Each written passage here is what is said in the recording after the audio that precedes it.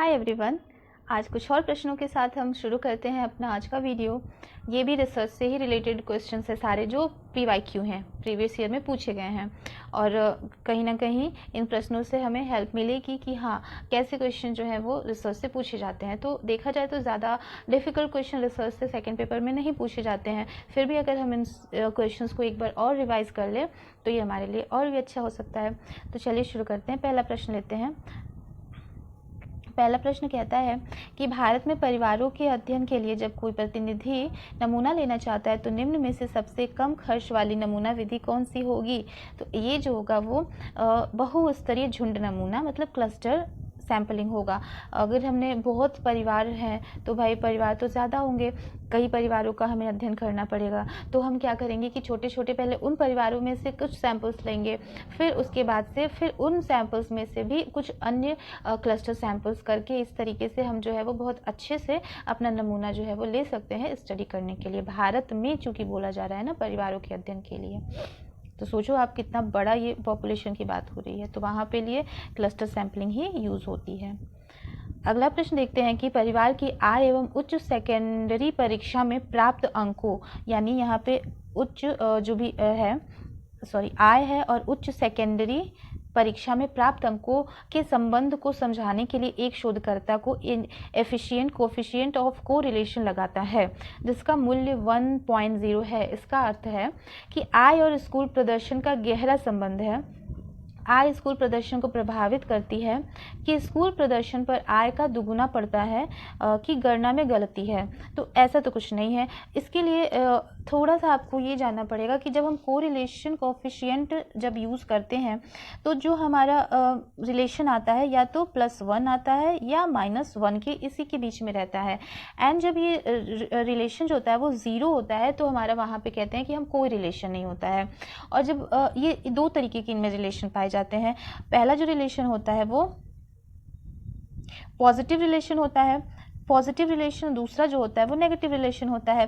तो positive relation जब दोनों चीज़ समान ऊपर जा रहे हों या समान मात्रा में नीचे आ रहे हों तो ये हमारा जो होता है वो पॉजिटिव रिलेशन होता है। नेगेटिव कब होता है? जब कोई चीज़ जो है एक बढ़ रही है और एक घट रही है, या एक कम हो रही है और एक बढ़ रही है, तो ये नेगेटिव रिलेशन होता है। तो इस चीज़ को तो आप सब जानते हैं। दूसरी चीज़ इसमें आपको ये जानने वाली बात है, दिख नहीं रहा है कौन सा मैं कलर यूज़ करूँ, ठीक है, कि 0 जो हो रहा है, 0 से ऊपर आपका जो होता है, अगर आप 25 लिखते हो, 75 लिखते हो और यहाँ पे 1 लिखते हो तो ऊपर तो हम प्लस पे जा रहे हैं, यहाँ पे हमारा प्लस हो रहा है।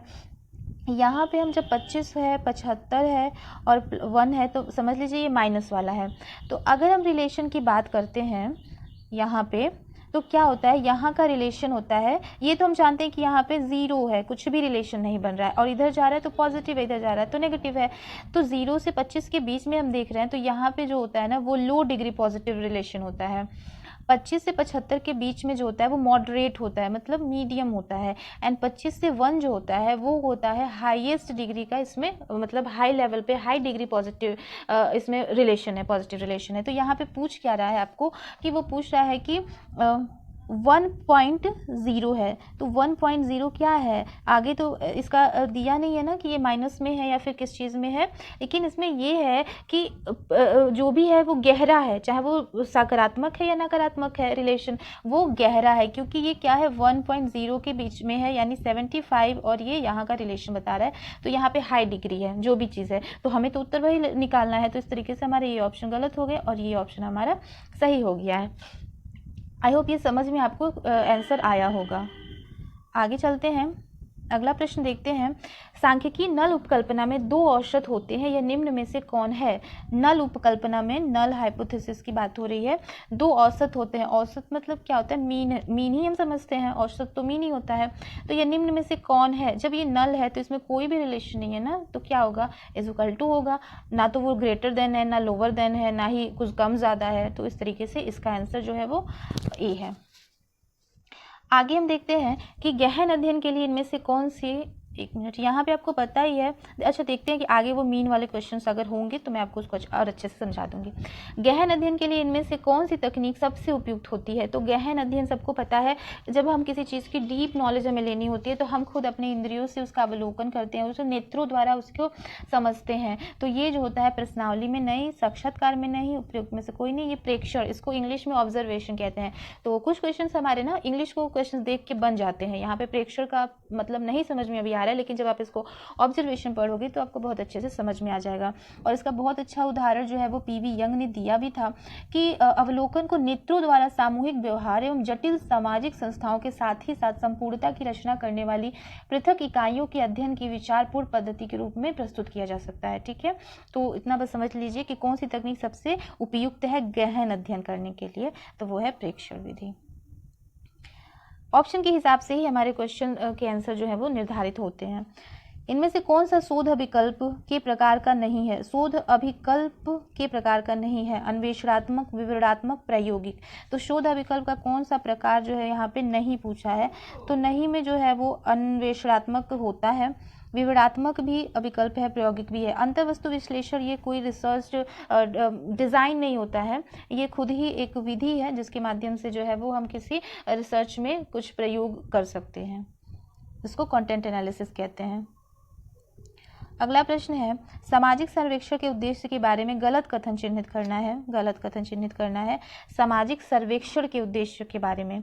यह एक प्रक्रिया है जिसके द्वारा परिमाणात्मक तथ्यों को एकत्रित किया जाता है। सर्वेक्षण की बात हो रही है। चलिए, सामाजिक उपायों के निरूपण की ओर प्रवृत्त करता है।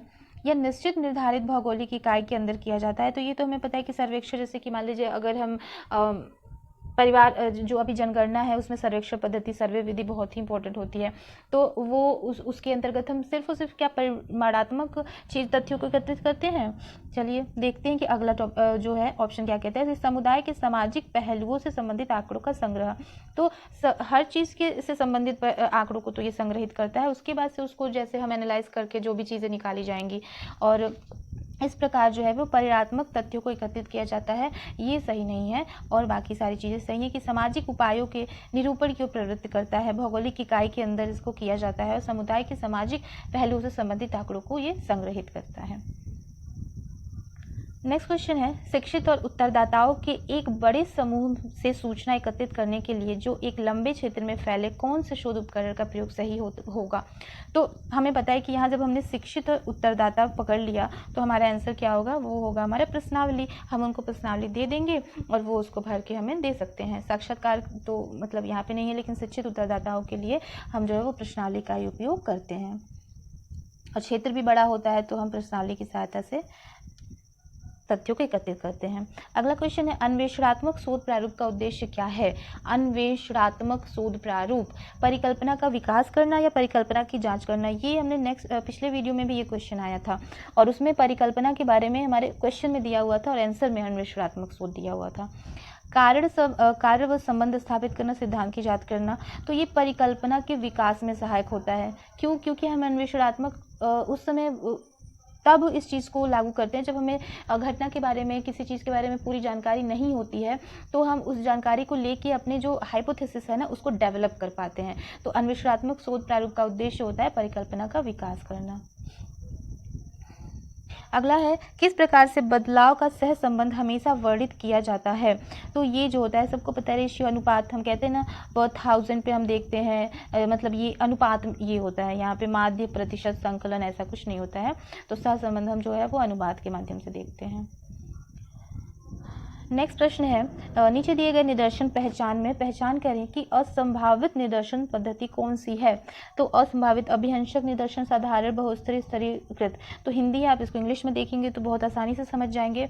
और प्रोबेबिलिटी एंड नॉन प्रोबेबिलिटी जो सैम्पलिंग होती है उनको हमने इंग्लिश में ही याद रखना होता है, क्योंकि हिंदी में उनके जो है ना कई तरीके से उनको दे दिया जाता है, इसलिए हमें समझ नहीं आता है, तो इंग्लिश में ही। सो यहाँ पे हमें ये तो पता है कि ये और ये जो है वो तीनों क्या है? प्रोबेबिलिटी है। तो बचा ये, तो यही जो है वो नॉन प्रोबेबिलिटी होगा, क्योंकि अभिहंसक निदर्शन का इंग्लिश अगर हमें यहाँ पे नहीं दिया हुआ है तो इस तरीके से हमने अपना ये आंसर ले लिया। तो यहाँ पे सिंपल रैंडम सैम्पलिंग है, यहाँ पे स्ट्रेटिफाइड रैंडम सैम्पलिंग है, यहाँ पे मल्टी स्टेजेस जो है रैंडम सैम्पलिंग है, इस तरीके से हमने समझ लिया। नेक्स्ट है केंद्रीय प्रवृत्ति के रूप में बहुलक को किस रूप में समझा जा सकता है। तो यहाँ पे बहुलक के बारे में अगर हम बात करें तो बहुलक जो होता है वो क्या होता है, वो होता है सर्वाधिक प्रायिक मूल्य जो होता है, क्या होता है वो सर्वाधिक प्रायिक मूल्य, कुल प्रायिक मूल्य नहीं होता है, ये सर्वाधिक बार जो भी होता है आया हुआ वो मूल्य होता है। ठीक है, और पता ही है आपको मीन, मीडियन और मोड जो हमारे सेंट्रल टेंडेंसी होते हैं, तो उसमें जो बहुलक होता है वो सर्वाधिक बार, जैसे कि अगर एग्जाम्पल हम देखें तो 1, 2, 2, 5, 2, 8, तो इसमें सबसे ज़्यादा तो 8 है ना, लेकिन नहीं, हमारा जो बहुलक होता है वो ये होगा क्योंकि 2, 2 जो है वो इस श्रृंखला में कई बार आया है। ओके, नेक्स्ट क्वेश्चन है गतिमान औसत की गणना किसके उपयोग द्वारा की जाती है। तो अभी हमने पहले वाले क्वेश्चन में ही इसको देखा कि औसत का मतलब होता है मीन, मीन मतलब माध्य, इसलिए हमारा आंसर जो होगा वो माध्य होगा। नेक्स्ट क्वेश्चन है निम्नलिखित में से कौन सी विशेषता परिकल्पना उपयोग नहीं की जा सकती, परिकल्पना में उपयोग नहीं की जा सकती, कौन सी विशेषता। अवधारणात्मक स्पष्टता, हमारा एक जो होता है ना परिकल्पना बिल्कुल स्पष्ट होना चाहिए। अनुभवाश्रित सत्यापन, सैद्धांतिक अभिव्यक्ति की कमी, विशिष्टता, विशिष्ट होना चाहिए, बहुत जनरलाइज नहीं होना चाहिए, फंस जाएंगे हम। अनुभवाश्रित सत्यापन उसका हम कर सकें, ठीक है, बट उसमें अभिव्यक्ति की कमी नहीं होनी चाहिए, ये तो उसका बिल्कुल डिमेरिट ही है। नेक्स्ट क्वेश्चन है आंकड़ों का वितरण समरूप होता है जब, कब होता है आंकड़ों का वितरण समरूप, जब माध्य, माध्यिका और बहुलक मूल्य एक बराबर होते हैं, तो जो होता है वो क्या होता है आंकड़ों का होता है, यहाँ पे तीनों जो होते हैं वो बराबर होते हैं, तो इसको कहते हैं हम माध्य, माध्यिका और बहुलक मूल्य एक बराबर हो तो आंकड़ों का वितरण जो होता है वो समरूप होता है। मीन जो होता है वो क्या होता है, मीन जो होता है एवरेज होता है। मीडियन जो होता है वो बताता है, क्या चीज़ आपको बताता है, मीडियन आपका मतलब जो भी आंकड़ों में को दो भागों में बांट के स्थिति को बताता है, स्थिति मतलब आपका आप कहाँ पे स्टैंड कर रहे हो, ये चीज़ बताता है। बहुलक जो है हमने देख लिया कि आंकड़ों में सर्वाधिक जो होता है, सर्वाधिक बार जो रिपीटिशन होता है उसको हम कहते हैं बहुलक। ओके, एक दो चीज़ें मुझे मतलब मेजर ऑफ सेंट्रल टेंडेंसी के बारे में और रिमाइंड हो रही है, तो मैं आपको बता देती हूँ कि जैसे कि जो मीन होता है ना एंड मीडियन जैसे अनमोड, ओके, तो ये तो हमने जान लिया कि ये क्या होता है मैथमेटिकल एवरेज होता है, और इसके भी 3 टाइप्स होते हैं। ये जो होता है वो अर्थमेटिक मीन होता है, जियोमेट्रिक मीन होता है और हार्मोनिक मीन होता है। और मीडियन जो होता है इसको क्या कहते हैं हम, पोजीशन बताता है, जैसे कि पोजिशनल एवरेज होता है ये। और तीसरा जो होता है वो मोस्ट फ्रीक्वेंट ऑब्जर्वेशन होता है, मोस्ट फ्रीक्वेंट जो भी आ रहे हैं श्रृंखला में वो होते हैं। तो जो अर्थमेटिक मीन होता है और जियोमेट्रिक मीन होता है ये ग्रेटर देन ऐसे होते हैं। अगर पूछा जाए तो आप ए को ग्रेटर देन जी, ग्रेटर देन एच, आपको इस तरीके से आपको याद होना चाहिए। एंड वन मोर क्वेश्चन ये बनता है कि ये क्वेश्चन एक बार आ भी चुका है, अगर ये मोड इज इक्वल टू क्या होता है, यहाँ पे आपको क्वेश्चन मार्क दे देंगे और फिर इसको उल्टा सीधा लगा देते हैं। तो 3 median mode is equal to 3 median -2 mean, ठीक है, ये इक्वेशन भी आपको याद होना चाहिए और एग्जाम में ये पूछे जाते हैं। तो इस तरीके से हमारा आज रिसर्च का 15 क्वेश्चन कंप्लीट होता है। आई होप आपको वीडियो अच्छी लगी हो, तो लाइक, शेयर और सब्सक्राइब करना ना भूलें और हमेशा खुश रहें। वीडियो देखने के लिए बहुत बहुत धन्यवाद।